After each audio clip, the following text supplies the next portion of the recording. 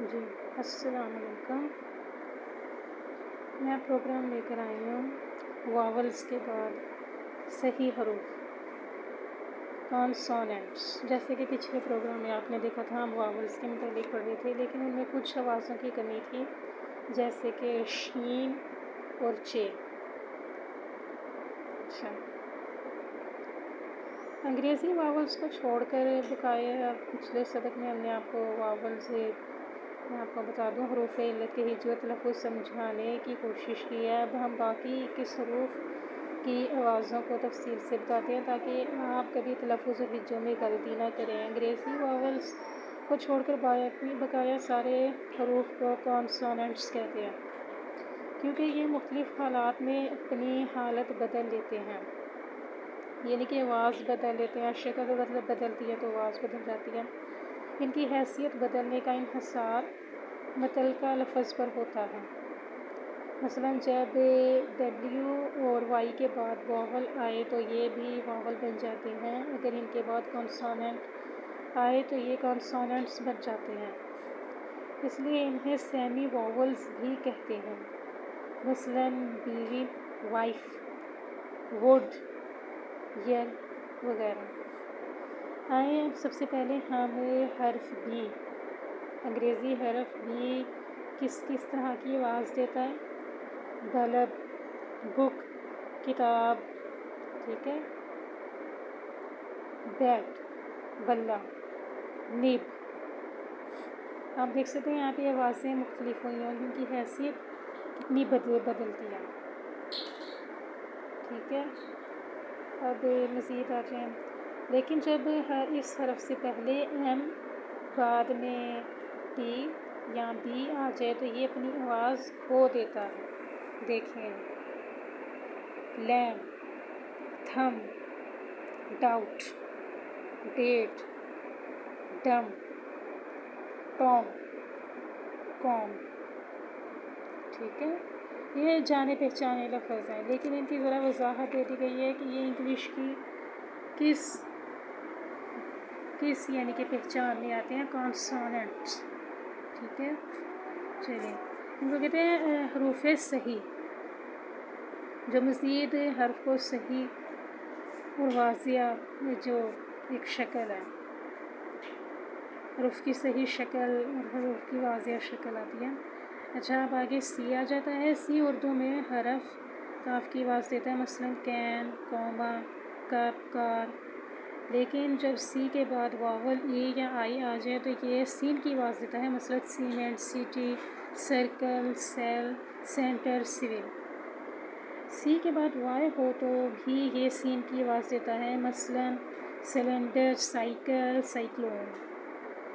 لیکن سی کے بعد ایچ آ جائے تو یہ چے کی آواز دیتا ہے. جیسے کہ میں نے آپ کو کہا تھا کہ واولس کی ریڈنگ میں چے کہیں موجود نہیں تھا.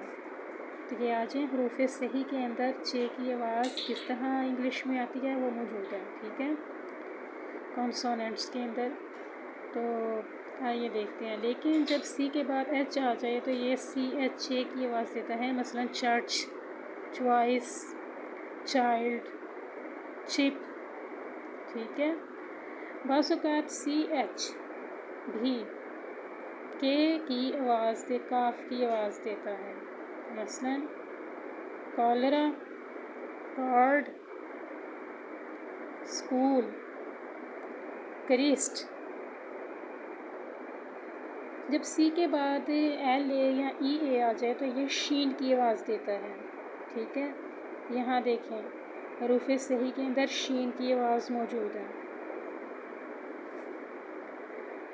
ٹھیک ہے، اسپیشل، جیسے کہ وہ بتا رہے ہیں کہ ای اے ایل اے سی کے بعد اگر آ جائے تو یہ شین کی آواز دیتا ہے، لائک اسپیشل، آشین، سوشل.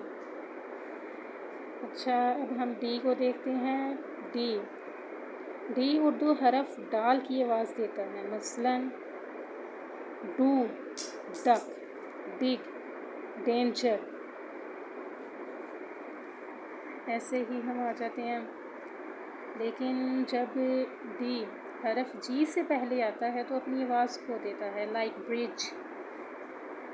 گرج، ٹھیک ہے. نالج، جج، سمجھ. اسی طرح اگر ڈی حروف جے سے پہلے آئے تو یہ اپنی آواز نہیں دیتا. اسی طرح اگر ڈی حرف جے سے پہلے آئے تو یہ اپنی آواز نہیں دیتا. مثلاً ایڈجر، آبجیکٹو، ایجن، ایڈجسن،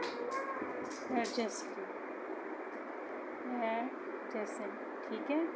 یہ میں نے اس لیے آپ کو 3 بار واضح کر دیا تاکہ آپ کو پتہ چلے کہ کچھ لفظ ایسے ہوتے ہیں جو بولنے میں دیکھیں کتنے مشکل ہوتے ہیں. چونکہ میری زبان اردو ہے اس لیے میرے لیے تھوڑا سا یہ لفظ بولنے میں ایڈجسٹنگ کرنی کتنی مشکل ہو رہی ہے، جبکہ یہ کچھ مشکل نہیں ہوتا. اور آپ پہلی بار پڑھیں، کوئی نیا لفظ دیکھتے ہیں، ٹھیک ہے، پہلی بار دیکھتے ہیں، دوسری بار دیکھتے ہیں تو یقیناً تھوڑا سا مشکل ہوتا ہے، لیکن اس کا مطلب یہ نہیں ہوتا کہ ہم کچھ کرنا جانتے نہیں. دیکھیں اس پورے حرف کے اندر سملر ساؤنڈز ہیں.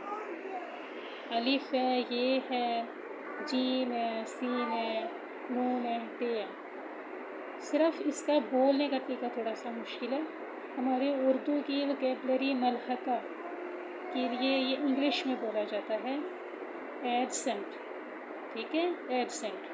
اور اب دیکھیں جب کہ میں چوتھی بار اس کو مزید غور سے دیکھ رہی ہوں تو میں کتنے آرام سے اس کو بول سکتی ہوں، ایڈسنٹ، ایڈسنٹ، ٹھیک ہے. اسی طرح آپ بھی نئے آنے والے الفاظ کو، کتاب میں آنے والے نئے الفاظ کو، پڑھے جانے والے نئے الفاظ کو اسی طرح کمپٹیشن میں آسانی سے بول سکتے ہیں سیکھ کے. اس کو ہم ذرا دوبارہ سے واضح کرتے ہیں. اگر ڈی حرف جے سے پہلے آئے تو یہ اپنی آواز نہیں دیتا. یہاں پہ دیکھیں ڈی کو ساکن کر دیا گیا اور یہاں پہ جیم جیم جیم کی آواز ہے. ایجر، ایڈجیکٹیو، ٹھیک ہے. ہم نے یہاں پہ ڈی کو ساکن کر دیا اور ڈی کو سائلنٹ کر دیا. ڈی سائلنٹ ہو گیا اور ہم نے ڈی کو بالکل نہیں دیا، ٹھیک ہے. ایسی، ٹھیک ہے، یہ آپ نے یاد رکھنا ہے. اچھا، حروف فے، اردو حرف فے کی آواز دیتا ہے. مثلاً فین، فیس، فادر، فائر. اکثر جب ایف کو ایل کے بعد لاتے ہیں تو یہ لام کی آواز کو ختم کر دیتا ہے. جیسے لام کی آواز جو ہے وہ خاموش ہو جاتی ہے، سائلنٹ ہوتی ہے. ہاف، گوف، کاف، بہاف. اسی طرح جی ہمارے اردو لفظ جی، جس کو ہم جی بھی یوز کرتے ہیں، اور اکثر ہم ایس ایم ایس میں بھی اردو کے جی لکھنے کے لیے ہم اونلی جی استعمال کرتے ہیں. یہ اردو حرف گاف کی آواز دیتا ہے، لائک گن، گیٹ، گو، گپ، ٹھیک ہے. اور گیپ، گپ شپ تو آپ جانتے ہی ہیں. اسی طرح خلا، گیپ. یہاں پہ ہم خلا گیپ کی بات کر رہے ہیں، اور گپ شپ تو بڑا کامن لفظ ہے. اور اکثر جب جی کے بعد واول ای یا آئی آ جائے تو یہ جیم کی آواز دیتا ہے. مثلاً جنجر، ادرک، جیم، جینٹل مین، جنرل.